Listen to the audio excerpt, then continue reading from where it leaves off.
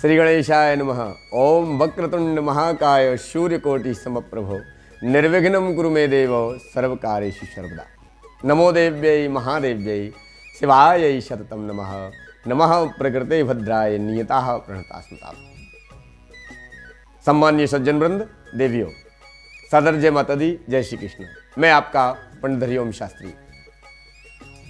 आज की इस वीडियो में हम जानेंगे त्रयोदशी धन्वंतरी जयंती, धनतेरस के मुहूर्त, महत्व एवं विधि, पूजन के समस्त उपांगों के साथ हम आपको पूजन की विधि बतलाएंगे। आइए इस वीडियो से जुड़े रहिए और भगवती के दर्शन कीजिए। आप सभी को सादर जय जय श्री कृष्ण।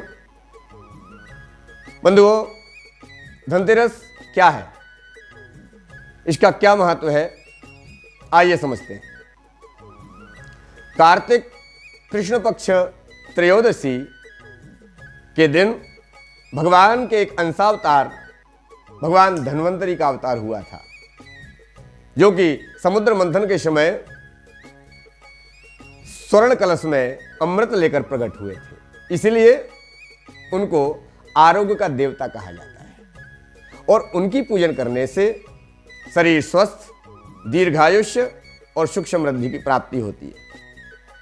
भगवान धन्वंतरी आयुर्वेद के प्रथम आचार्य कहे गए और समुद्र मंथन की इस घटनाक्रम में जो स्वर्ण कलश निकला था और उससे जो अमृत बिंदु गिरे थे 4 स्थानों पर, उज्जैन, नासिक, हरिद्वार एवं प्रयागराज, वहां पर कुंभ का मेला लगता है, आप और हम जानते हैं। ये इस वर्ष 2022 में धनतेरस शनिवार 22 अक्टूबर 2022 को आ रही है। यह पूजन जो है गोधूली बेला में प्रदोष काल में होता है, इसलिए इसको शनिवार में करना सर्वोत्तम सर्वश्रेष्ठ। शनिवार को संध्या काल में 4:33 से प्रदोष काल प्रारंभ हो जाएगा और त्रयोदशी तिथि प्रारंभ हो जाएगी। तो स्वाभाविक है कि त्रयोदशी में पूजन होता है तो शनिवार को ही हमको धनतेरस का पूजन करना है। पूजन कैसे करना है उसकी विधि हम समझ लेते हैं। प्रातःकाल स्नान संध्या से निवृत्त होकर पूरे घर में गंगा जल का छिड़काव करें और आरोग्य के देवता भगवान धन्वंतरी का ध्यान करें। प्रथम श्री गणेश जी का पूजन करें, कुबेर, भगवती लक्ष्मी और धन्वंतरी, इन चारों का पूजन करें। और संध्या काल में हमारे जो मंदिर है, जहाँ पर हमारे पूजन स्थान बना हुआ है, मंदिर बना है घर में अथवा बाहर मंदिर में जाते हैं, आपके घर में कहीं भी जो स्थान बना हुआ है भगवान के लिए, उस स्थान पर एक चौकी पर लाल वस्त्र परिवेष्टित करके, लाल वस्त्र बिछा करके उस पर स्वस्तिक, ओम आदि सुंदर मांगलिक चिन्ह बनाएं और एक घी का दीपक स्वस्तिक पर विराजमान कर दें। एक थाली में कुमकुम, अक्षत, हल्दी, पुष्प, धूप, दीप, नैवेद्य, फल, फूल माला आदि की पूर्ण व्यवस्था कर लें और साथ साथ में 13 दीपक भी तैयार कर लें। बंधुओं, ये 13 दीपक का बहुत महत्व है। क्यों? क्योंकि ये त्रयोदशी भगवान धन्वंतरी प्रकट हुए थे, साथ साथ में अमावस्या को लक्ष्मी माता भी प्रकट हो रही हैं। तो 13 माने हमारे जीवन के पाप, ताप और संतापों को मिटाने वाले ये दीपक जो होते हैं, इनको घर के 13 स्थानों में रखना चाहिए।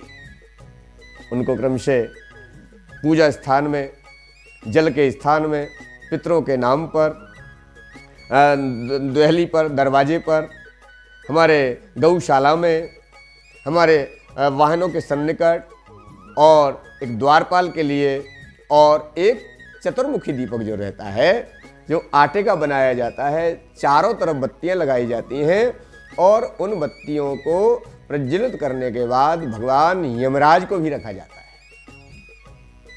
वो यम चतुर्दशी लगती है, इसीलिए इस दिन प्रारंभ हो जाएगी। तो हमको यमराज के निमित्त भी रखना है और ये ध्यान रखना है कि दीपक रखने के बाद में यमराज को प्रणाम करें, जल का अर्घ्य दे दें और लौट करके दक्षिण दिशा की ओर ना देखें।